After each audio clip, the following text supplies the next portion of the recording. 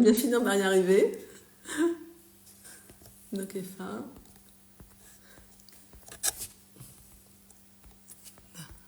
Il est là.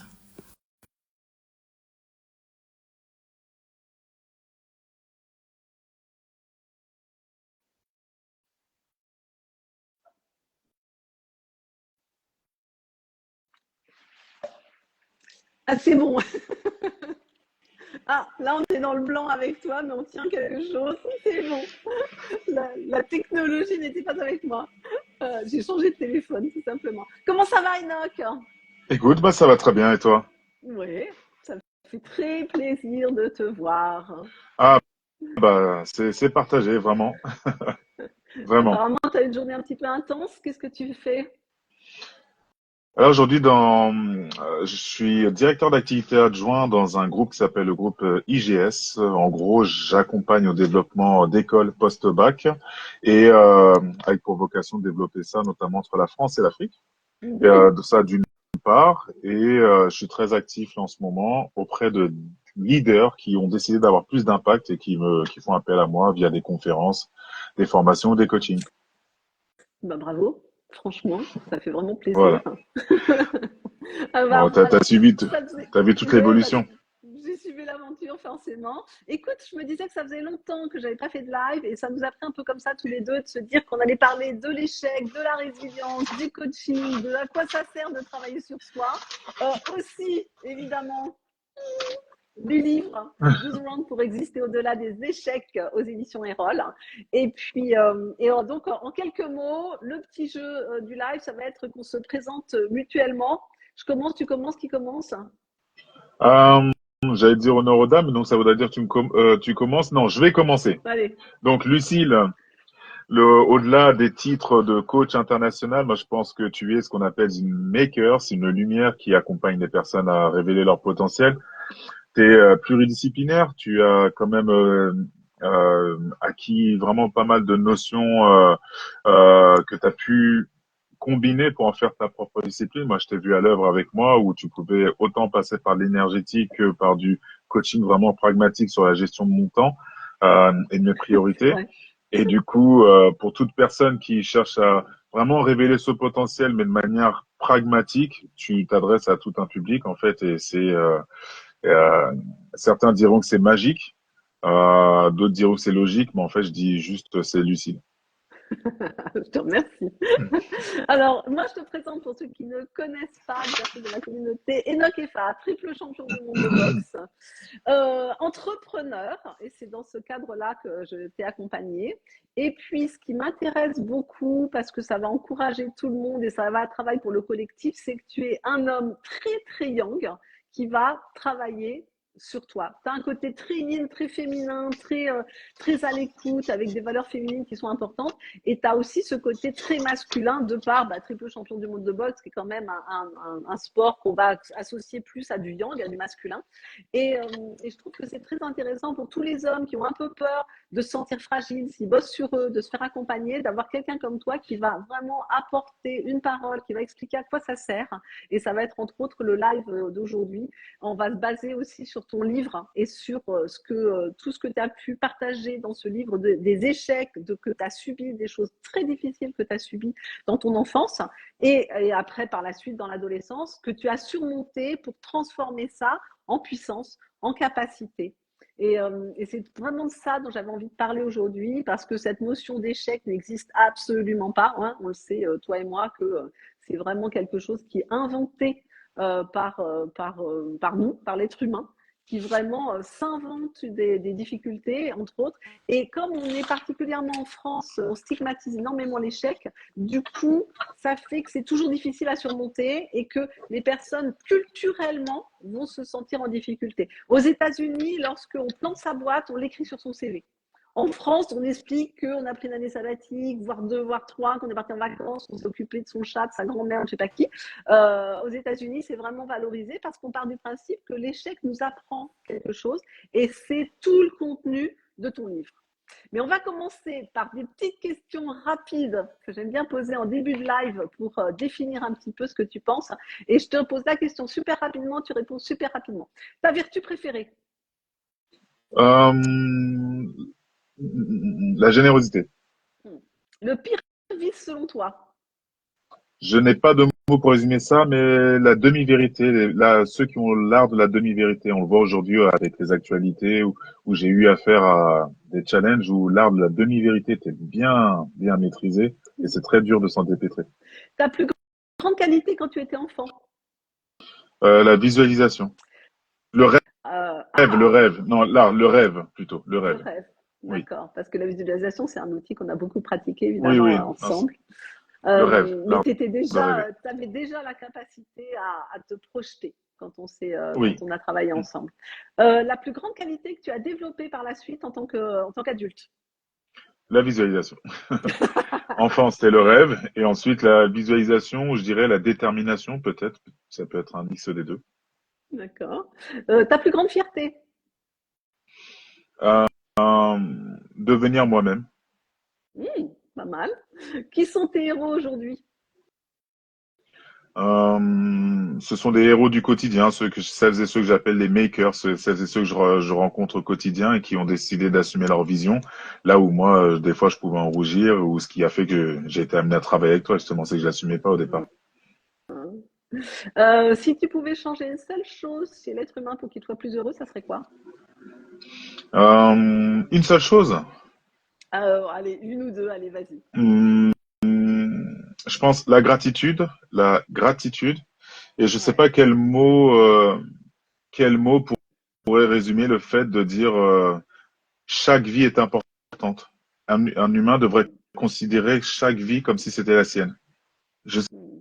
Ouais. sais pas s'il y a un D'ailleurs, mot là-dessus. ouais. Ça fait plusieurs jours, je réfléchis, mais j'ai pas trouvé. Ouais. Ouais, on est assez raccord sur ces choses-là.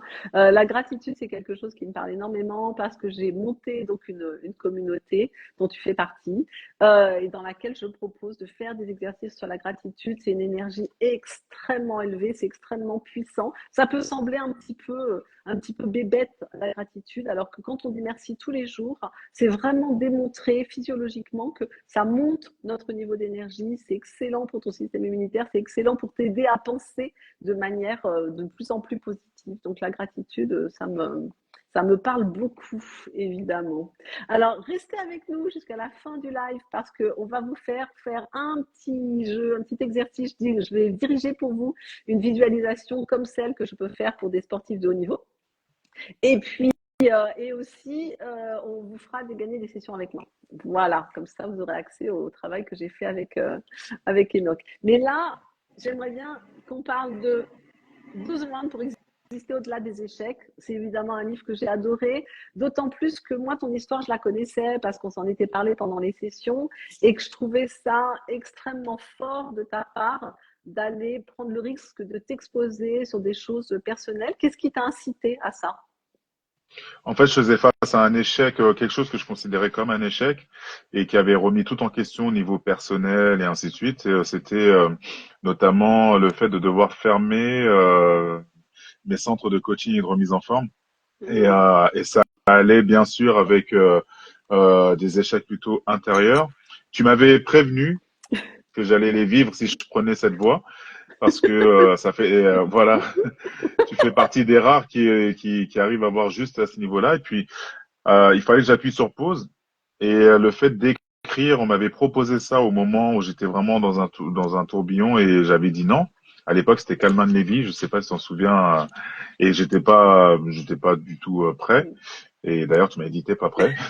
Et et quand ça s'est fini, du coup, ces centres avec la partie privée qui était vraiment chaotique, je me suis dit il faut que j'écrive et il faut que j'en tire une leçon parce que je sais que derrière chaque moment difficile, il y a un apprentissage. Mmh. Et ce livre, ça a été vraiment très très dur de l'accoucher parce qu'il a fallu aller revisiter des choses qui pour moi n'étaient pas des problèmes.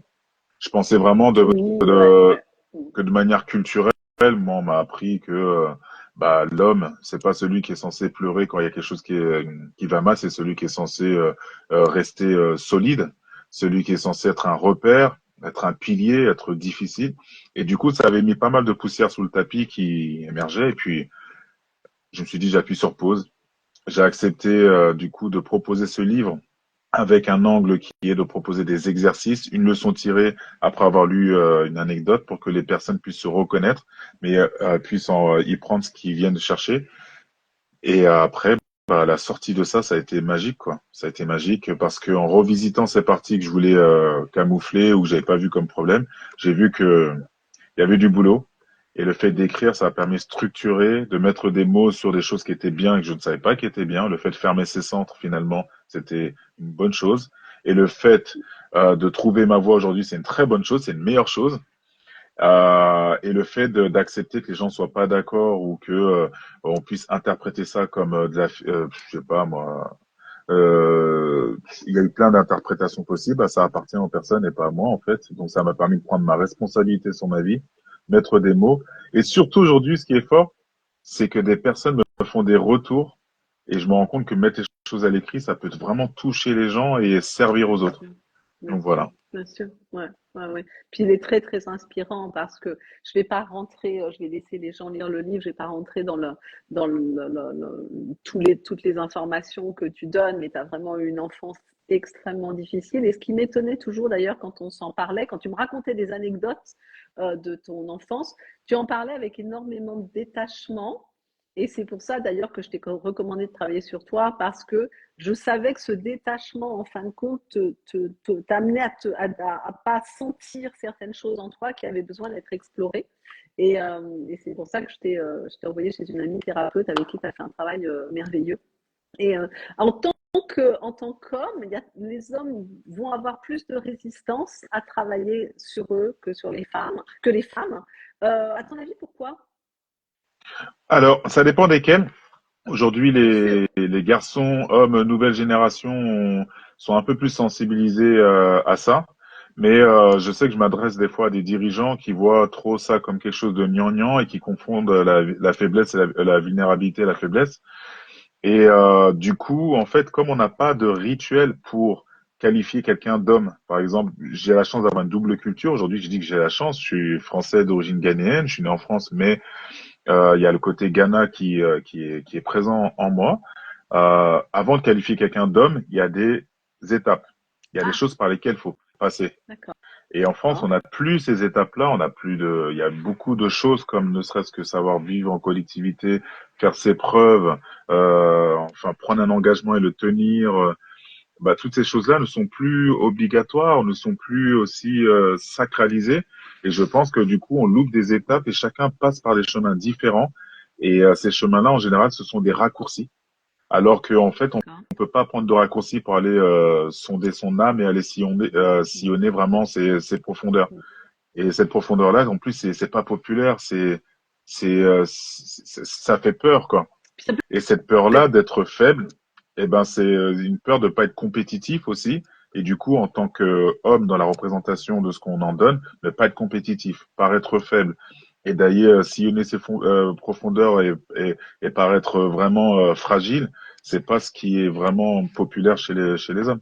bien sûr. Et toi, ces aspects-là de vulnérabilité, parce que tu as été confronté, comme toute personne qui travaille sur elle-même, tu as été confronté à des moments où tu te regardais en face, dans tes failles, dans tes fragilités, dans tes défauts, Comment tu vivais ça?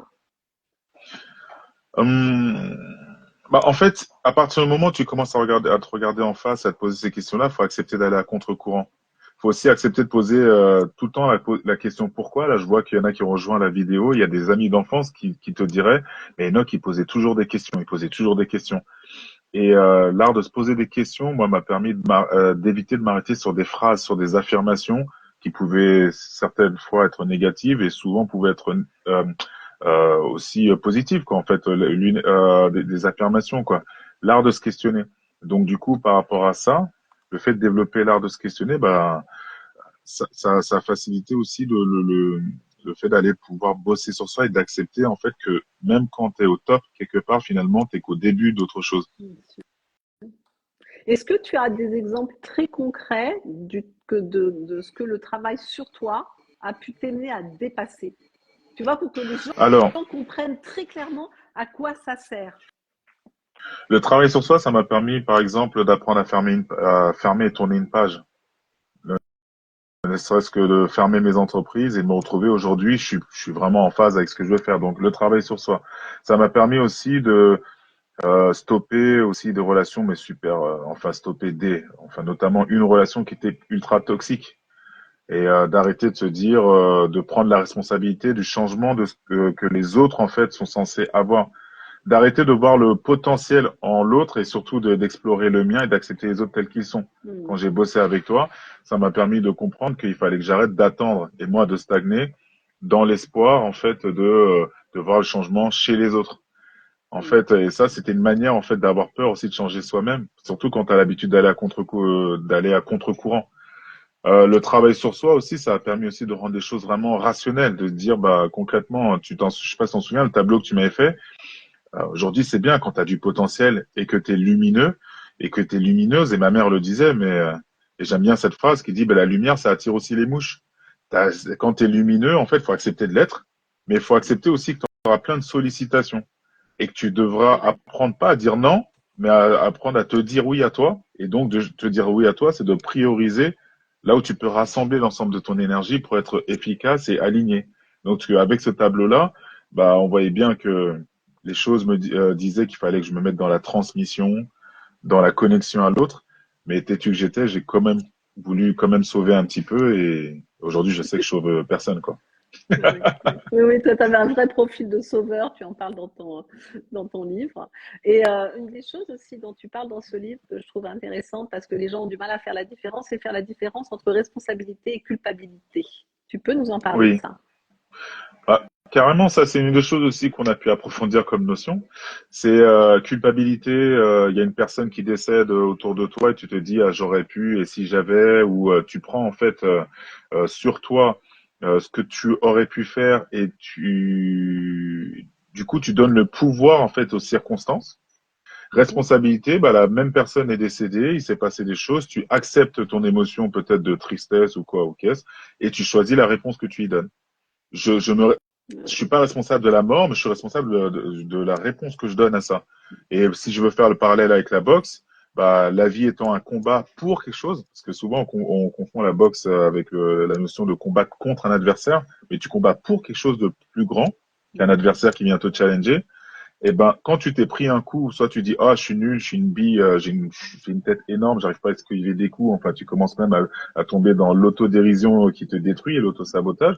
Ou soit tu dis, non, je vais apprendre à esquiver, à me placer autrement, à prendre du recul, à changer d'angle pour voir les coups arriver. Ouais. Et donc, tu fais de la douleur, tu fais de la douleur, pas forcément quelque chose de négatif ou de positif, mais d'une énergie que tu peux transformer. Donc, c'est ça, je me responsabilise, je développe mon instinct créateur et ma capacité à transformer les choses qui m'arrivent. Ouais.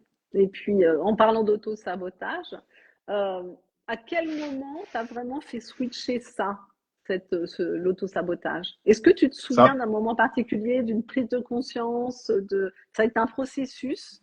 Qu'est-ce qui s'est passé? Parce que alors maintenant, tu es vraiment je dans ta travaille encore dessus, hein. réalisation. Tu travailles Oui, encore oui, dessus, maintenant d'accord? oui, je pense que d'après tes réactions aussi, c'est bien, j'ai des baromètres, il y a l'échelle de Lucille, tu vois, donc je sais que je suis plus dans ma réalisation maintenant. Aujourd'hui, je me suis rendu compte que, tiens, à un moment, ça a switché. Une fois, je suis arrivé devant un public qui me tient vraiment à cœur. Souvent, on appelle ça public diversité, insertion, tout ce que tu veux. Euh, mais moi, pour moi, en fait, ces noms-là, ils sont réducteurs. Voilà. Et je suis arrivé, en fait, devant un public qui avait des histoires, mais vraiment touchantes, quoi. Et je suis arrivé avec les messages autour de la vision, l'importance de travailler sur soi, d'aller chercher la profondeur, de reconnaître ses racines et tout ça. Et malheureusement, parmi eux, il y avait vraiment deux factions. Ceux qui étaient nés ici, ils étaient globalement sur leur portable. Et ils avaient trouvé que c'était trop perché. Et les autres qui étaient vraiment là pour quelque chose, certains avaient dû traverser vraiment le désert pour arriver là. Il y en a qui étaient arrivés dans des conditions de folie, avaient pris le message, mais plein pot. Ils m'ont fait des témoignages de folie. Et jusqu'aujourd'hui, j'arrive à avoir de leurs nouvelles. Donc ça a été une expérience assez mitigée. Moi, ça m'avait un peu déçu parce que je m'étais focalisé sur ceux qui n'avaient pas trop capté mon message. J'ai pris le même message et je suis allé voir des dirigeants qui cherchent à avoir de l'impact. Et eux, je me suis retrouvé avec une note de 4,7 sur 5. Et ils avaient pris plein pot les messages. Et ils ont changé, il y en a qui m'ont dit, moi, je vais changer ma manière de recruter, de voir le recrutement, de mettre en place des process plus humains. Enfin, j'avais des choses. Et je me suis rendu compte que des fois, on pouvait être la même personne, Mm. délivrer les mêmes choses, mais des fois, pas forcément auprès des bonnes personnes et du bon public ou au bon moment. Donc ça a été un déclic. Et ça, je m'en suis vraiment rendu compte. Ouais. Et ça s'était passé, donc ça, je te parle de ça, c'était post-Covid, et ça s'était passé quand même à 2 ou 3 reprises. Je m'adresse à un public que je veux accompagner, aider, et ainsi de suite. Le message fait un flop, et je vais voir un autre public de personnes qui veulent vraiment bosser sur eux, ainsi de suite, et le message, bam, et c'est le même message.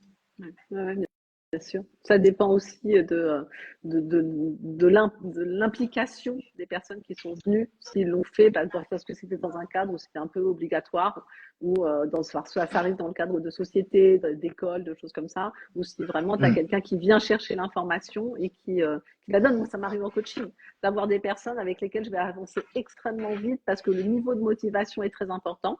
Et les sessions sur lesquelles j'avance ultra rapidement, c'est quand je fais gagner des sessions justement sur Instagram et qui fait que les gens ils font une session avec moi et c'est maintenant ou jamais. Et là, à chaque fois, il se passe des trucs vraiment de fou. Non, mais C'est carrément. vraiment excellent. Bah oui, parce que s'ils ont joué au tirage au sort pour gagner une session avec moi, c'est que mon travail les intéresse, qu'ils veulent absolument l'avoir. Et là, on peut performer les deux au plus haut niveau. Et C'est ça. ça, c'est phénoménal. Alors que parfois, des personnes qui vont avoir plusieurs sessions, des chefs d'entreprise, des sportifs, etc., on est un peu plus sur la durée et je vais obtenir en 1, 2, 3 sessions quelque chose qui va s'enclencher en une seule session avec quelqu'un qui aura one shot avec moi. Et ça, c'est Ouais, absolument c'est ça. phénoménal. Mais c'est là où tu vois, si toi, Lucille, bon, je pense que l'autosabotage, peut-être que, certainement que tu as un autre niveau et que tu en es sorti. Mais là où il y avait la partie autosabotage, c'est que je me questionnais moi. Et finalement, je pouvais ralentir, moi, mon rythme Bien sûr. au détriment, en fait, de l'autre. Ouais. Au détriment de Ouais, moi-même. C'est-à-dire ouais. que, au contact de ces personnes qui comprenaient pas, même dans ma vie privée, c'était bon, alors, allez, je vais ralentir, je ne vais pas faire. Comme ça, la personne, si elle voit que je ralentis, peut-être elle comprendra mieux. Ou l'autre, je vais peut-être adopter un vocabulaire, euh, mais à 2 doigts de dire wesh, quoi. Et en fait, au final, non, ça, c'était de l'autosabotage, que je n'allais plus à mon rythme, j'étais plus moi-même. Et la personne, en fait, elle se retrouvait à ne plus te respecter. Quel Et les est le personnes. coût Ouais, quel est le coût pour toi quand en fin de compte tu te mets au niveau de personnes qui sont sur un rythme soit d'auto-sabotage, soit de contrôle, soit de prise de pouvoir, enfin, ou de ralentissement. Est-ce que tu peux expliquer, toi tu le sais, mais est-ce que tu peux dire comment tu as réalisé à quel point ça t'impactait toi dans ta vie perso et pro d'ailleurs Alors, les deux. dans la vie perso, c'est simple, je veux dire de manière simple et dans le désordre. Le coût, il est très élevé parce que tu t'éloignes de personnes qui potentiellement peuvent te tirer vers le haut, Ouais. te questionner, te challenger, sublimer ta vision, t'apporter des fois des outils ou des notions vraiment complémentaires, et tu les supprimes au détriment pour des personnes qui vont, elles, avoir besoin de ta présence en termes de temps. Tu vas être fatigué, tu vas croire que tu es en désordre, tu vas devoir aussi te mettre sur un raisonnement qui est contre-productif pour toi. Par exemple, si une personne a l'habitude de vivre dans l'urgence et que toi, tu veux vraiment bichonner des choses qui sont importantes pour toi, comme faire des rituels, prendre rendez-vous avec toi-même, ces personnes-là vont être contre ça. Mais elles te diront jamais non, parce qu'elles te diront, waouh, c'est bien ce que tu fais, j'aimerais bien. Et toi, si tu as ton côté encore sauveuse ou sauveur, tu vas y aller en te disant, bah, je vais aider. Mais en fait, non. La pire des choses à faire. Mm. Donc le coût, il est énorme. Alors je vous parle même pas au niveau financier. Bien Euh, sûr. tu quittes une personne qui, tu sais que tu vas avoir un super rendez-vous, un contrat à négocier. Tu quittes la personne qui te dit, ah bon bah bon rendez-vous, hein, amuse-toi bien. Hein. Ça paraît C'est du anodin, mais sabotage. l'énergie qu'elle Ouais, ouais, l'énergie qu'elle t'envoie, ouais. elle est juste énorme. Toi, tu y vas pendant ton rendez-vous, tu te dis, mais qu'est-ce qui s'est passé? T'es même pas focus, en fait. Mais Ouais. sur le moment, c'est rien. Tu peux même pas Mm. en parler à tes amis. Bien sûr. Les amis vont dire, mais c'est Oui, parce que quoi? C'est rien. ça a l'air anecdotique, ouais. Ça a l'air très C'est anecdotique. ça. Et Ouais. donc, du Et ça, coup, c'est. Ouais. le coût, il est juste énorme parce que ça sape ton énergie et l'énergie, c'est la vie. Donc, quand tu es avec des personnes qui sont pas du tout en phase avec qui t'es et qui tu veux devenir, souvent, elles sont sympas en plus, ces personnes-là. Quand on te dit le diable est Mm. un ange, ouais, elles sont super sympas. Elles savent en fait combler des manques qu'elles ont identifiés chez toi. Mais le coût, il est énorme, c'est que tu dois troquer qui tu dois devenir pour qui elles veulent que toi tu sois. Que tu sois, ouais, bien sûr, oui. Et c'est toujours assez difficile parce qu'évidemment, il y a tout un système de sauveurs, de sacrifices, etc. Derrière tout ça, il faut démonter tout ça. Ça sert à rien de couper des liens avec des personnes du jour au lendemain de manière brutale si on n'a pas résolu le pourquoi on avait tissé ces liens-là. Et ça, c'est vraiment important d'aller Ah oui. définir tout ça, travailler dessus parce qu'autrement, on va renouveler les mêmes relations avec d'autres personnes qui seront similaires dans le professionnel, dans l'amical, dans l'amoureux, enfin, etc. Et tant qu'on n'a pas identifié la raison pour laquelle on interagit avec ces personnes-là, évidemment, on se met en difficulté parce qu'on va répéter le schéma ailleurs. Donc, Oui, bah tu t'en souviens quand on était au début du travail, tu m'as dit à partir de maintenant, Enoch, tu ne recrutes plus. Ne recrute oui, plus, tu recruteras les mêmes types de personnes. Tu m'as dit, voilà, tu rencontres différents niveaux de personnes, juste tu écoutes, tu te mêles à ces énergies-là, et puis voilà. Et c'est carrément ça. Tant ouais, que t'as pas, en fait, tu me disais, en fait, tu vas d'abord trouver la solution chez toi. Quand c'est comme ça, c'est pas les personnes qu'il va falloir renvoyer si tu as une équipe ou quoi. C'est pas ton entreprise qu'il va falloir botter. En fait, c'est toi qui vas devoir changer, en fait, augmenter en termes d'énergie, de valeur pour pouvoir, en fait, te connecter à d'autres choses parce que les objectifs, ça s'attire. Si on parle de boxe, j'ai pas été triple champion du monde parce que j'allais chercher de la performance à tout prix. Sur des milliers de coups, il y en a bien un qui est plus fort que toi, que ton corps plutôt. Mais à partir bien d'un sûr. moment, tu attires l'objectif en rassemblant l'énergie nécessaire pour créer le timing qu'il te faut pour adresser les mots, les coups au bon moment. Ouais. Quand tu parles de la boxe, tu parles souvent d'une méditation en mouvement. Tu peux expliquer ça un petit peu pour les gens qui sont loin de ce concept-là? Oui, en fait, si tu veux, quand je boxe, je suis obligé d'être présent, d'être là, de me rappeler constamment pourquoi je suis là. Et et du coup, euh, je dois prendre en compte tous les paramètres, mais tout en me coupant du monde. Donc pour moi, c'est de la méditation en mouvement. C'est à partir d'un moment, je dois me mettre en mouvement en alignant mon instinct, ce qui me passe par comme pensée, mes automatismes aussi que j'ai créés aussi, et de choisir en fait quelle réponse je donne à un tel stimuli. Ça peut être le coup d'un adversaire, ça peut être une respiration que je dois prendre, parce que si je respire pas, je mettrai aucun coup. Et Ouais. donc tout ça, ça me donne en fait cette notion de méditation en mouvement. Et tu parles souvent des routines. Pourquoi c'est important pour toi? Moi, tous les matins, je ne commence pas ma journée si je n'ai pas médité. Parce que c'est mon alignement. Tu vois, toi, tu as tes routines à toi. Et d'ailleurs, je t'avais largement incité à faire la visualisation, méditation. Je te les enregistrais, je m'en souviens, tu vois. Pourquoi c'est aussi important pour toi, la routine, les routines quotidiennes? Bah, c'est simple en fait. C'est avec ces routines que j'ai pu choisir qui je voulais devenir. Aujourd'hui, on dit entrepreneur, euh, athlète de haut niveau. J'ai pu entreprendre tout en étant athlète de haut niveau, en ayant une vie associative et ainsi de suite. C'était grâce aux routines. J'ai pas forcément fait les choses par rapport à mes envies. J'ai fait les choses par rapport à mes besoins. Et pour pouvoir calibrer ça, il fallait que je choisisse des actions qui correspondent à mes besoins. Et ces actions-là devaient être répétées quotidiennement autour de choses simples, des routines. Ouais, Et d'accord. ces routines, après, ont eu de l'impact sur mon trait de caractère et ça a dessiné, en fait, ça a dessiné certaines choses, quoi. Certains objectifs ont été plus simples à atteindre grâce à ces routines. Donc, les routines, c'est la base. Ouais, ouais, ouais. Ouais, j'en suis convaincue, hein, évidemment, parce que c'est ce que je fais dans le groupe des Illimités dont tu fais partie, qui est de mettre en place un travail quotidien en profondeur pour certains exercices et puis d'autres beaucoup plus en surface sur des jeux, sur des prises de conscience et un état d'esprit. Voilà. Et C'est ça, c'est que dans ton groupe Les Illimités, tu vois que tu commences pas, t'as les croyances sur lesquelles tu travailles, tu vas favoriser l'expérimentation quand on voit, exemple, le jeu du, le jeu du clown, l'exercice du clown. En fait, c'est l'expérimentation. C'est qu'à partir d'un moment, je sais pas si c'est Einstein qui disait ça, tu vas pas t'attendre à des résultats différents en procédant de la même manière. Et c'est les routines, en fait, qui doivent différer. Et ouais, quand à l'INSEP, à l'époque, on m'a dit qu'il fallait on prenait des programmes, en fait, c'était des micro-cycles, des programmes d'entraînement, c'était 3 semaines pour acquérir une nouvelle compétence. Donc, on faisait nos cycles sur 3 semaines. Et qu'on m'a expliqué après qu'il fallait 3 semaines pour avoir 21 jours pour une nouvelle habitude en moyenne. C'est ça, Pas besoin d'être c'est ça. fortiche en maths, hein. Ouais. Ah ouais. Et le groupe des illimités, on va vous donner le lien pour les personnes qui veulent se joindre à ce groupe-là. C'est vraiment une communauté. À chaque fois, et tu en as fait partie, à chaque fois que j'ai voulu avancer dans ma vie, j'ai créé des groupes.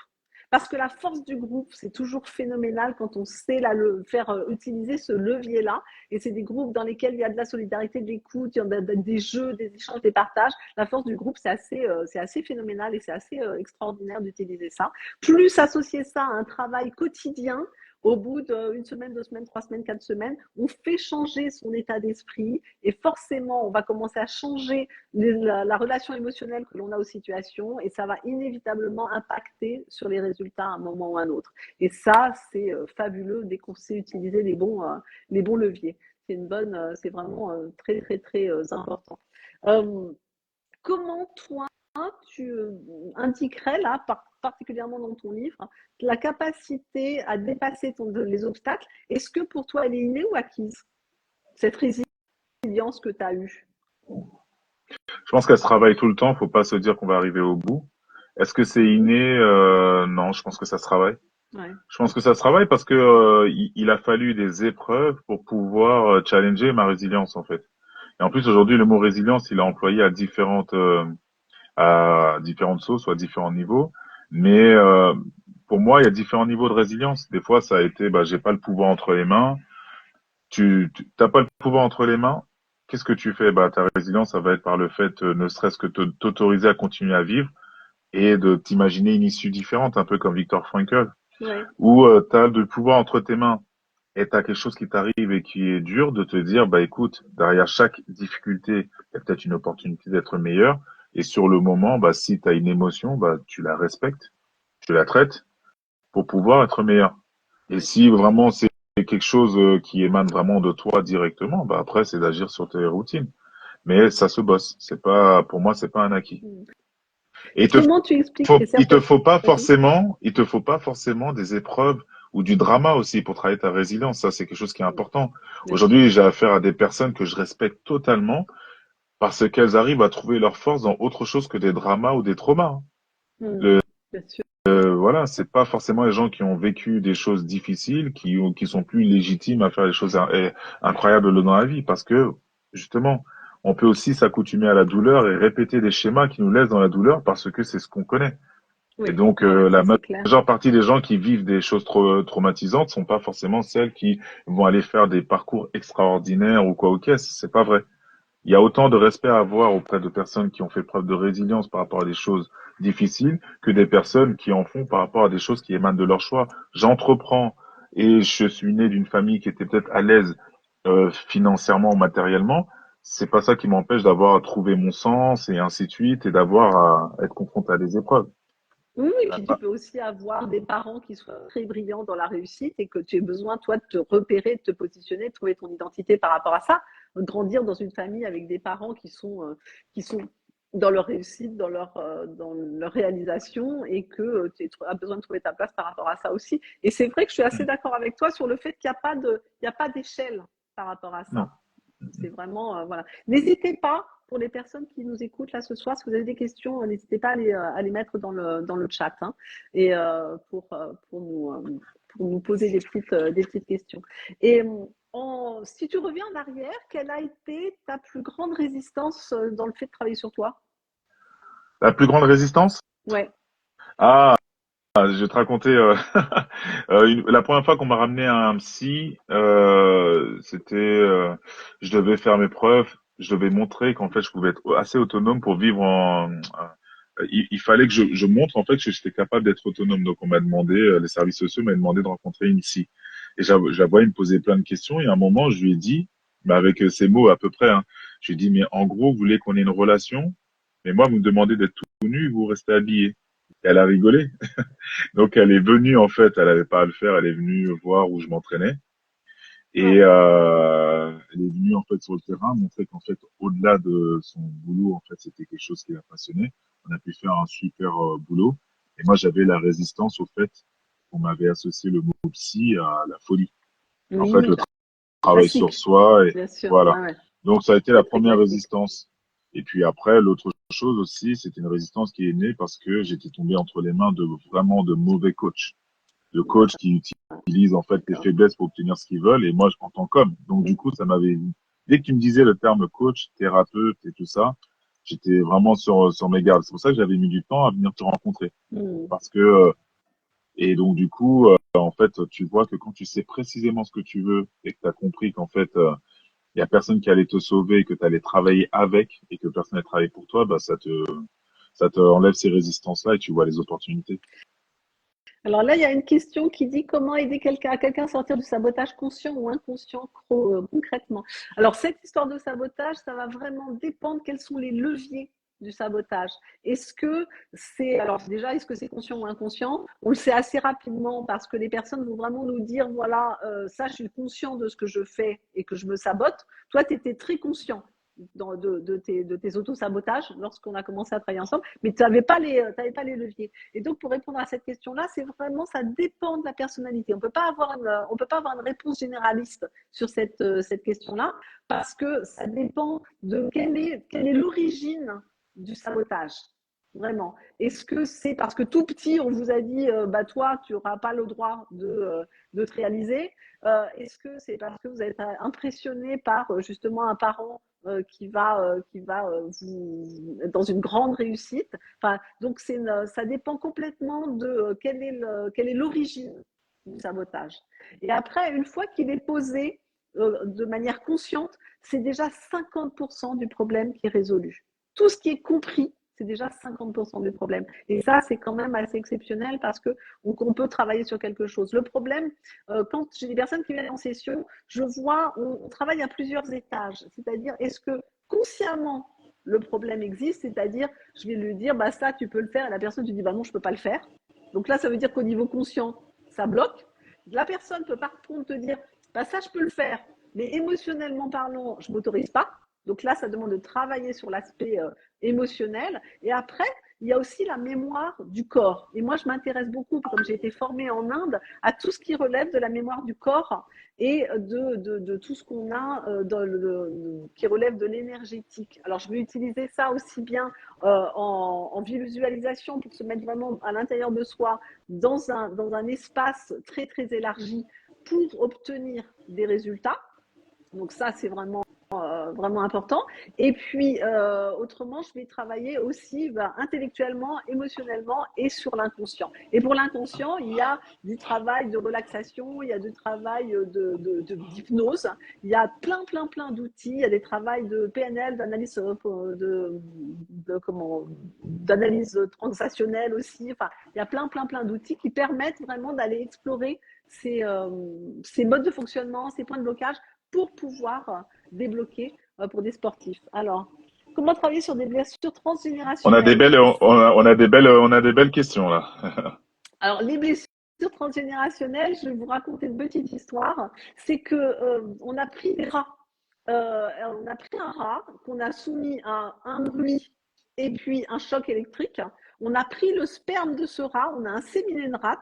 Le bébé rat, à partir du moment, et donc la femelle n'a pas été en relation avec le mâle, le bébé n'a pas été en relation avec son papa, on mettait le son, le rat sautait en l'air, le bébé, alors qu'il n'a jamais subi le trauma. Il y a eu une autre expérience qui a été faite, qui est tout aussi terrifiante, c'est qu'on a pris un rat à qui on a mis un choc et puis une odeur, on lui a fait subir un choc électrique plus une odeur, et après, il a eu des bébés sur 7 générations. La 7e génération, on se met l'odeur dans la cage, le petit réagit. C'est-à-dire que génétiquement, on est vraiment très programmé. La bonne nouvelle de ça, c'est que l'épigénétique aujourd'hui nous prouve qu'on peut changer ces schémas. Et là, c'est un travail qui, pareil, demande de travailler en coaching, demande en travaillant sur la durée avec des exercices, on peut faire bouger énormément de choses. Et la plateforme des illimités, elle est vraiment là pour vous aider à avoir les outils au quotidien pour avancer. En plus, on s'est organisé. J'avais très envie que ça soit accessible à tout le monde. Et cette communauté, j'avais monté donc une communauté, moi, de thérapeutes, de coachs et d'amis. Et on était tellement dans le partage dans cette communauté qu'on s'est dit, on va l'ouvrir à d'autres personnes. Donc, on a fait un tarif à 15 euros et vous avez à l'intérieur des conseils de coach, de thérapeute, etc. C'est 15 euros par mois. Ça peut être résilié à n'importe quel moment. Et ça donne vraiment accès au travail sur soi. Et plus on va aller en profondeur et plus on va pouvoir changer et accéder à ces projets, à son potentiel. Donc, le travail sur soi encore et encore et encore et encore. Le manque de soutien, de reconnaissance est-il un blocage qui s'abatte? Et oui, quand on n'a pas eu ça, et Enoch peut nous en parler, il a longtemps été dans le fait de saboter ses opportunités, hein, c'est ce que tu nous disais tout à l'heure, hein, parce que justement, pas de soutien, voir des parents, enfin un papa qui était dans des vraies difficultés, tu as été placé en famille d'accueil maltraitante, vraiment, tu as été maltraité physiquement, émotionnellement, psychologiquement. Et comment est-ce que tu as un petit conseil à donner par rapport à ces maltraitances que tu as vécues? Comment tu as tourné la situation? Enfant, je pense que j'avais juste la réponse du rêve et j'avais la chance d'avoir des références, tu, tu vois, des références comme des mangas japonais. J'avais aussi, quand ma mère elle est arrivée, elle m'avait donné un cadeau, c'était l'ennui. Elle m'avait mis une carte du monde. Elle m'avait donné le dictionnaire Larousse avec des illustrations et des livres à lire. Je ne sais pas si vous vous souvenez, si tu te souviens des romans avec les couvertures rigides roses là. Ouais. Et donc voilà. Et c'est comme ça que des fois je lui écrivais des petites histoires. Et puis voilà. Ouais. Mais en grandissant après, ça a été autrement. C'est-à-dire que il m'a fallu du temps pour comprendre qu'à chaque fois qu'une personne me sortait cette phrase de oh mais toi t'es perché, oh mais toujours une question, oh mais qu'est-ce que tu vas nous sortir cette fois-ci, ah mais en fait il a fallu vraiment du temps pour comprendre qu'en fait c'est parce que j'étais différent, j'avais ma Ouais, bien singularité sûr. et qu'il fallait que je la cultive. Mm. Jusque-là, en fait, je me disais, mais en fait, bon, la personne soutient pas. Et je me retrouvais, en fait, à là où les personnes, hein, parce que c'était dans le milieu scolaire, c'était dans différents milieux, et je me retrouvais à avoir besoin de m'entourer de personnes qui étaient dans la même dynamique, mais pas forcément du même monde que moi. Et D'accord. ça m'a vraiment beaucoup, beaucoup aidé. Et sinon, bah, après, j'avais la force aussi, j'appelle ça faire le dragon. C'est qu'à partir d'un moment, je crame tout ce qui est autour de moi. C'est qu'à partir d'un moment, il y a je crame tout. Quand je suis né, t'étais pas là, et quand je vais mourir, tu seras pas là. Ouais. Et il se peut que même s'il pleut, il y a 70% des gens qui se déplacent pas à un enterrement juste parce qu'il pleut. Donc j'ai pas que ça à faire que de me soucier de tout ce que tu penses.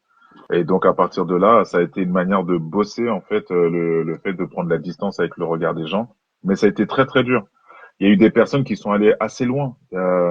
Des personnes qui ont su dire des phrases du type ah mais si ta mère elle est décédée, c'est peut-être parce que tu as un problème, t'as une mauvaise énergie. Ouais, faire Ah mais tu attention. sais, et des personnes qui voulaient se rendre indispensables en fait, des personnes Ouais. qui te disaient mais des choses vraiment de ce type-là.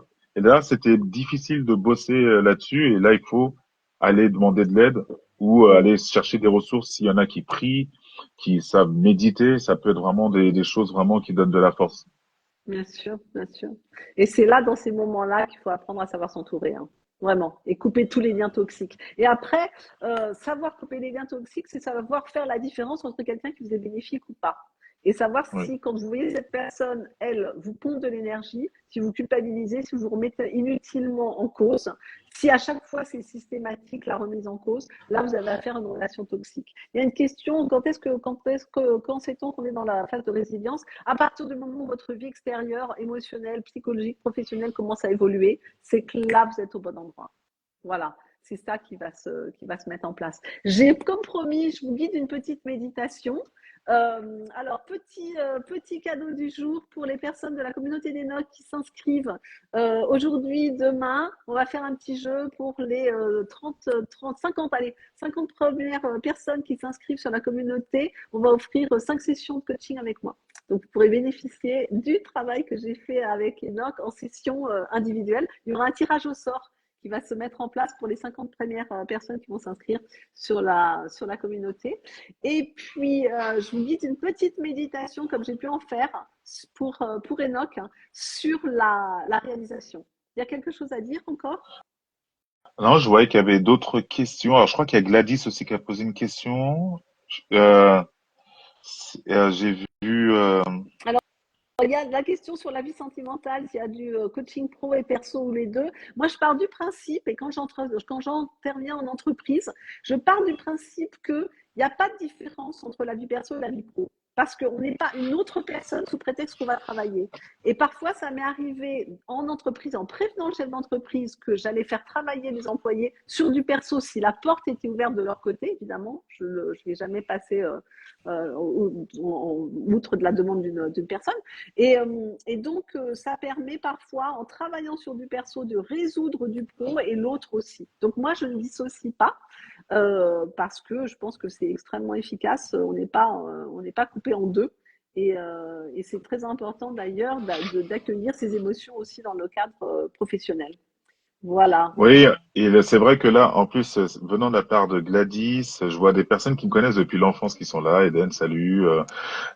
C'est des personnes qui savent comment il a été important en fait d'aller recentrer autour de ses valeurs, autour de soi, de son énergie, pour qu'on puisse après déployer là où on veut.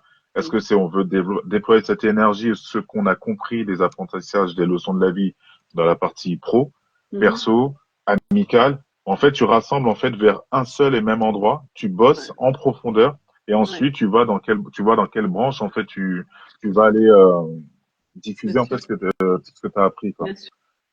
Et ça va impacter dans tous les niveaux de l'existence. Pour quelqu'un qui a tendance, qui a un profil de sauveur, il va potentiellement l'avoir dans le travail, dans la vie privée, dans la vie amicale. Et toi, c'était vraiment ton cas, tu en parles dans ton livre, parce que tout simplement, tu n'as pas pu sauver ni ta belle-mère ni ta maman, et qui sont mortes toutes les deux dans des conditions très dramatiques pour toi. Donc, tu avais vraiment ce fonctionnement d'aller mettre sur ton chemin des personnes à sauver dans tous les domaines de ton existence. Et à partir du moment où tu as travaillé sur ce sujet-là, tu as fait des coups franches, vraiment, clairement. Ah oui, mais carrément. Je recrutais sur un potentiel, mais j'étais séduit par des hommes, par des femmes qui venaient, qui me parlaient de leur potentiel. Et à un moment, tu apprends à dire, hé, ton potentiel, c'est sympa. Ouais. OK. Concrètement, on fait quoi Qu'est-ce là qui se maintenant? passe? Ouais, ouais, Qu'est-ce qui se ouais, ouais, passe? ouais. Non, Alors, merci en tout cas pour les questions. Merci merci pour la à tout le participation. monde. Ouais, tout le monde. Ça sera en replay, évidemment.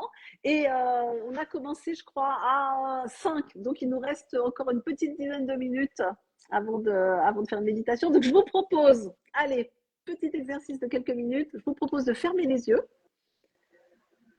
d'inspirer par le nez, d'expirer par la bouche. C'est un moment pour vous, c'est un moment d'écoute. Juste quelques minutes pour que vous puissiez apprécier une petite connexion à vous-même. Inspirez et expirez. Et dans le prochain expire, vous pouvez relâcher la gorge, le dos, les épaules. On expire. Allez. Et c'est un moment d'écoute. Et rien que de vous offrir de temps en temps des petits moments d'écoute comme ça, c'est déjà extrêmement important. Et là, vous pouvez vous mettre en contact avec l'état dans lequel vous êtes. Est-ce qu'il y a de la fatigue? Est-ce qu'il y a de la tension? Est-ce qu'il y a de l'excitation? Apprendre à s'écouter, c'est la base du travail sur soi. Qu'est-ce qui se passe à l'intérieur de vous là maintenant? Quelles sont vos envies? Quelles sont vos peurs? Quelles sont vos restrictions? Quels sont vos questionnements? Et juste mettez de la présence et du souffle. C'est une excellente base. Allez, on le fait ensemble. On inspire, on expire. Et c'est un moment de présence à soi. Et ce moment de présence à soi, il peut être extrêmement productif parce que nous vivons dans un monde de suractivité, de surinformation. Donc là, offrez-vous un moment de pause. Et vous allez tranquillement poser votre attention juste sur votre souffle. L'air qui rentre dans les poumons et qui ressort. Est-ce qu'il y a des tensions dans le corps? Et les pensées, ça va, ça vient, c'est complètement normal. On inspire, on expire.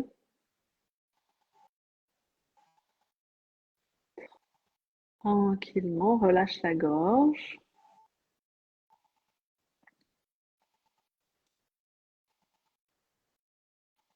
Et là, quand vous offrez ce moment de pause et que vous écoutez ce qui vous fait vraiment envie dans la vie, qu'est-ce que vous avez envie de réaliser? Et est-ce que dès que vous commencez à penser à quelque chose que vous avez envie de réaliser, il y a tout de suite des interdits qui viennent ou est-ce qu'il y a de la joie, de l'envie?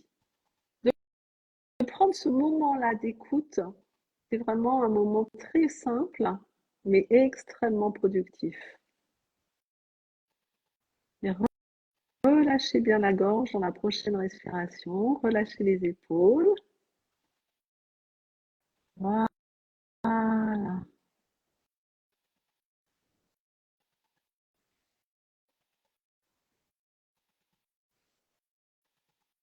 Encore, on inspire, on expire. Et si on stabilise les émotions, juste en y mettant du souffle, qu'est-ce qui se passe? Si on accueille juste l'émotion qui se présente, des questionnements, comment est-ce que vous vous sentez? Juste un moment de présence et d'accueil. Voilà. On inspire, on expire, on relâche la tête complètement. On écoute sa respiration. On peut écouter les battements de son cœur si on peut les percevoir. Super. Voilà. Et quand c'est le moment, vous pouvez tranquillement ouvrir les yeux et nous laisser des petits messages pour nous dire ce petit moment de présence qui a l'air simplissime à faire, mais qu'on fait pour la plupart du temps jamais. Comment vous l'avez vécu? Si tu veux répondre, Enoch, quand tu t'offres comme ça quelques minutes de présence à toi, à toi-même, qu'est-ce qui se passe? Ça change tout. Ça change vraiment tout. Ça change tout. En fait, le rendez-vous avec soi-même, c'est le premier à prendre. Quand je le prends pas, ma journée, tout ce qu'il y a à faire change radicalement. Mais ce moment-là, il a l'air tellement, en fait, tu te dis que tu peux t'en passer et en fait, au final, ça fait vraiment, Ouais. ça change tout. Ouais, complètement. C'est vraiment quelque chose que je propose moi à tous mes clients, toutes les personnes avec lesquelles je travaille. J'ai animé Hmm. un stage le week-end dernier et tout le monde, il y avait quelqu'un qui avait jamais médité et qui disait moi j'ai jamais médité et qui en fin de compte a dit c'est tellement extraordinaire de méditer et il l'a fait avec une grande simplicité parce que quand c'est guidé c'est facile et on a toujours des idées qui passent dans tous les sens etc. Et ça c'est complètement normal. Mais quand on apprend à se poser, à s'écouter, c'est une première étape d'évolution extrêmement importante. Après, sur cette étape-là d'écoute, c'est la base, moi, de mon travail, que ce soit des sportifs, des chefs d'entreprise, des artistes ou des personnes dans les stages. J'ai des clients dans plus de 40 pays. Donc, j'ai vraiment des nationalités différentes, des approches différentes, des cultures différentes. Et en fin de compte, l'être humain, il est pareil partout dans le monde. Il a besoin d'être écouté, d'être entendu, d'être soutenu. Et puis, il a besoin d'évoluer. Il a besoin d'avoir les clés. Et ça fait toute la magie de notre humanité, c'est qu'on a tous envie que les choses se passent bien pour pour la plupart des gens. Petit message, merci pour ce cadeau. J'ai voyagé, je me suis ressourcée. Tous les possibles s'ouvrent. Merci beaucoup. Bon, eh bien, écoutez, si vous avez envie de continuer à avancer avec nous, venez nous retrouver sur la communauté. On va vous mettre le lien et vous allez avoir des jeux, des lives, des conseils de professionnels parce que, bon, toi qui me connais, Enoch, tu sais à quel point la communauté, c'est quelque chose d'important pour moi. Je pense qu'on est tous liés les uns avec les autres et que plus on soutient ce lien, plus on l'équilibre, plus on l'entretient et mieux on se porte. Donc venez nous retrouver, passez des bons moments avec nous. Et je proposerai aussi des sessions de coaching. Et donc là, pour ta communauté à toi, et puis pour la mienne hein, d'ailleurs, on va vous faire gagner par tirage au sort des sessions avec moi, histoire de faire avancer tout le monde. Allez, je te laisse le mot de la fin, Enoch. Bah écoutez, en fait, tout simplement, j'ai eu la chance et je me suis donné la chance de pouvoir connecter des personnes comme Lucille. Là, c'est pas de la promo, là, je vous parlais juste à cœur ouvert. À partir d'un moment, juste offrez-vous la chance de pouvoir vous rencontrer vous-même et vous allez voir que vous allez rencontrer le chemin euh, du possible, en fait. Et pour s'ouvrir au chemin des possibles, à partir d'un moment, il va falloir dépasser ses limites. Il va falloir être limitless. Et puis le groupe Les Illimités, en fait, je pense que ça va être une occasion de se rencontrer, de rassembler notre énergie qui peut être empreinte de folie pour lui donner en fait un sens qui va nous permettre de faire en sorte qu'à chaque fois qu'on ferme les yeux, on va le fermer avec les yeux, avec un sourire et pas avec le stress de quelqu'un qui a juste subi sa journée. Ouais. Donc, je vous souhaite vraiment de vous connecter à vous-même et que ce soit les gens de ma communauté comme celle de Lucille, de faire ce que ma mère, en tout cas, m'a appris, se connecter autour des valeurs au-delà des couleurs. Ah, tout à fait. Et ce qui est aussi important, c'est non seulement d'avoir un travail quotidien, les routines dont tu parlais tout à l'heure, mais sur la durée aussi. Encore et encore. Changer des croyances, ça prend du temps. C'est pas quelque chose qui se fait du jour au lendemain, à part rarement. Dans ton livre, tu parles du fait qu'il y a des choses que je t'ai dites et que tu as mis 5 ans à pouvoir les appliquer. Je t'ai dit dès la première session, tu le dis avec humour. Parce que ça a été un processus. Voilà. Et ce processus, par contre, une fois que vous êtes engagé dedans, c'est tellement riche, c'est tellement productif, c'est tellement formidable. C'est vraiment, vraiment, vraiment Oui, oui, un ouais, ça cadeau que vous faites. Ouais. c'est Et puis aussi, important que ça tu le soulignes, c'est permet. que Ouais, vas-y, vas-y. non, non, c'est important de souligner que parce que des fois les gens ils disent oui, mais ça va m'apporter quoi, ça va être quoi le résultat. Le process est aussi important, voire plus important que le résultat. Ah bah Parce qu'après, toujours. on parlerait plus, on parle plus en termes de résultat, on parlera en termes d'impact. Et l'impact, ça laisse plus de traces qu'un résultat. Un résultat, une fois que tu l'as atteint, tu en veux un autre. Ouais, toujours.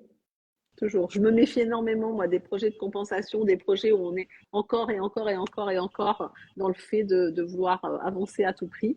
Et aussi, ce qui est important quand on travaille avec un groupe, c'est qu'on est moins seul. C'est pour ça que moi, Oui, chaque fois que je veux travailler sur un projet, je monte un groupe. Plutôt que de bosser toute seule dans mon coin, je sais que le soutien des autres et de savoir que sur le groupe de chat, je peux aller poser une question, je peux dire, bon, bah, aujourd'hui, j'ai un petit coup de blues, ça va moins bien. Aujourd'hui, j'ai fait ça et ça m'apporte ça. Ça permet de nourrir mon énergie et je le fais depuis très, très, très longtemps et tu as participé des groupes de travail que j'avais mis en place. Et parce que c'est juste magique de se sentir tous ensemble. oui, Voilà, carrément. voilà. Bon, ben on arrive à la Bon, fin bah, de cette rendez-vous sur les séance. illimités. Merci Enoch. Je Merci vous dis à à toi, Lucille. bientôt à tous. Prenez bien, bien, bien, bien, bien soin de vous. Et puis, je vous envoie plein de lumière et plein d'amour. Et je vous dis à tout bientôt. Merci.